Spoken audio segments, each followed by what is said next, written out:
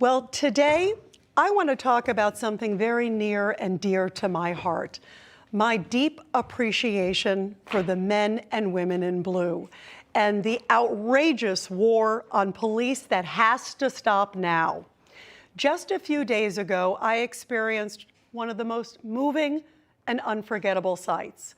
Seeing and standing with a sea of thousands upon thousands of law enforcement officers from around the world who came out to honor slain NYPD officer Wilbert Mora. It was a cold day in New York, but that didn't matter. It was for some an airline flight thousands of miles away, but that did not matter either. What did matter was to pay tribute to a fallen comrade. Wilbert Mora was one of two cops fatally shot while responding to a January 21st domestic dispute at a Harlem apartment, shot and killed by a repeat offender with a long rap sheet who never should have been out on the streets to begin with. I never had the honor to meet Wilbert Mora, but I now know him. I was in St. Patrick's Cathedral as his family described him as a gentle giant who always wanted to be a cop.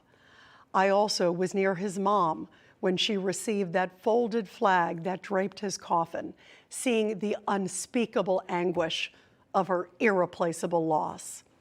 And I also heard Mora's sister in her eulogy demanding change in the system, asking how many more Wilbert Moras have to die before the justice system works for the good guys, for all of us. We owe the Mora family and every person who puts on that uniform our passionate and unwavering efforts to push for change now. A record number of law enforcement officers last year were intentionally killed in the line of duty. This year, let's make it the year we stand up for our police, for their grieving families, and for safety. I was glad to see that the soft on crime Manhattan District Attorney Alvin Bragg reversed some of his lenient policies this week after massive public backlash. That's a good start. Let's throw the book at repeat offenders, stand united, and throw our full support to our courageous law enforcement. And let's always throw our arms around a family member who waits at all hours of the night, each and every day, praying their loved one makes it home. Wilbert Mora's mother knows he lives on. His organs were donated to give life to 5 other people, and that includes his heart. Imagine being that lucky person to receive that gift of life, to truly have the heart of a hero. And President Biden, by the way, traveled to New York City this week to discuss gun violence and crime as both continue to run rampant in New York City. And during a press conference, Biden made it clear that he does not want to defund the police. We're not about defunding, we're about funding and providing the additional services you need beyond someone with a gun strapped to their shoulder, to their hip. We can't expect you to do every single solitary thing that needs to be done to keep a community safe. It's time to fund community policing to protect and serve the community. And Biden also said he wants other cities to follow New York City's lead. But over the past year, overall crime went up 38%, shootings up 32%, transit crime up 70%, car thefts up a whopping 93%. So was this meeting just for show, or could something else come out of this? Let's welcome to our program now my friend, former New York Congressman Pete King. Congressman King, thank you so much for being here today. Thank you, Rita. It was great seeing you at the funeral. It was. You know, what an honor for both of us to be there. And Congressman, you know, I touched on the point of seeing his mother, Wilbert Mora's mother, receiving that draped flag, her just looking up at the sky and saying, my son, my son. Right. To me, I will never forget that image, Congressman.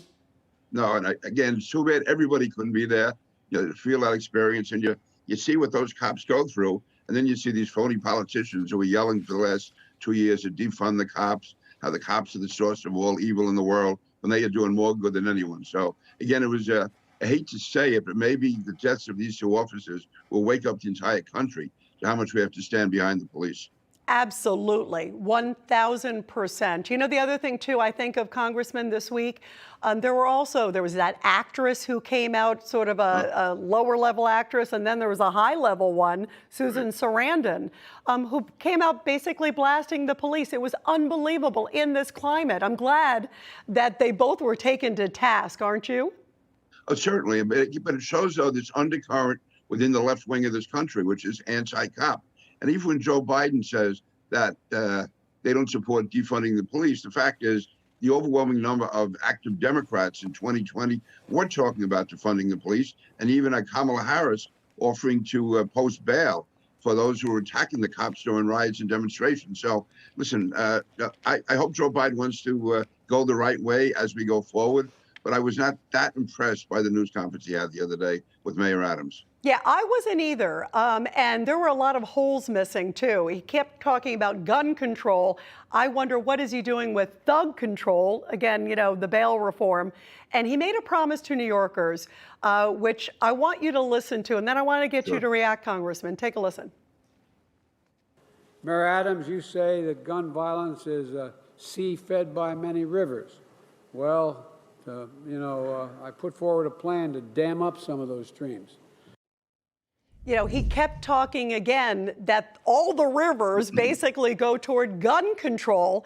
And, you know, I make the case, Congressman, and I know you feel the same way too, that wait a minute, somebody's pulling those triggers. It's not like the guns are just going off on themselves. And what is he doing about repeat offenders? I kept hearing about the sympathy for criminals and getting them jobs and help, but the big holes were throwing the book at them so they don't want to commit the crimes again.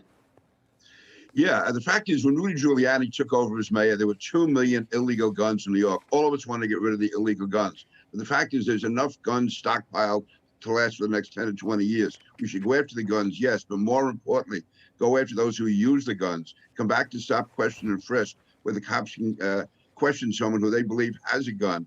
And that way, you're telling those who have the guns they can't use them on the street. If they bring them out in the street, they're going to be arrested. And that under Giuliani and then Mike Bloomberg, under Bill Bratton and Ray Kelly, murders were decreased by 85%.